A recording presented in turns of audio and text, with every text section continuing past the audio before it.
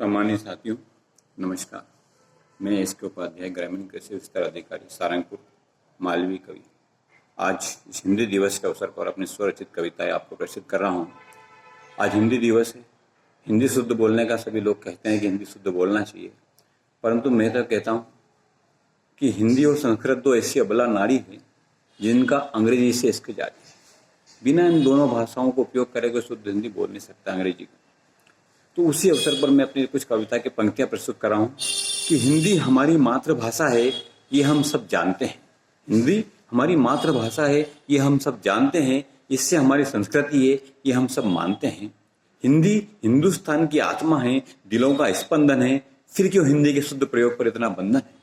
फिर क्यों हिंदी के शुद्ध प्रयोग पर इतना बंधन है? हिंदी हमारी मातृभाषा है, ये माताओं को समझाना है। हिंदी हमारी मातृभाषा है, ये माताओं को समझाना है। काऊ को गाय, मोम को माता और डेढ़ को पिता ही बच्चों से को सिखाना है। काऊ को गाय, मोम को माता और डेढ़ को पिता ही बच्चों को सिखाना है। बच्चों को अंग्रेजी सिखाकर बोलने में अपनी शान जताते हैं। बच्चों को अंग्रेजी सिखाकर बोलने में अपनी शान जताते हैं। नए आगंतुक आने पर बच्चा अंग्रेजी स्कूल में जाता है, ऐसा बताने में अपना सम्मान मानते हैं। प्रारंभ से ही पालक घर में अंग्रेजी के बीज बोता है।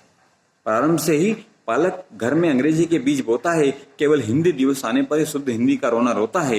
हिंदी हिंदुस्तान के दिलों की धड़कन है। हिंदी हिंदुस्तान के दिलों की धड़कन जब बन पाएगी, जब तक नई पीढ़ी हिंदी को अपनी रोजमर्रा की भाषा नहीं बनाएगी, अपनी रोजमर्रा की भाषा नहीं बनाएगी। जय हिंदी, जय हिंदुस्तान।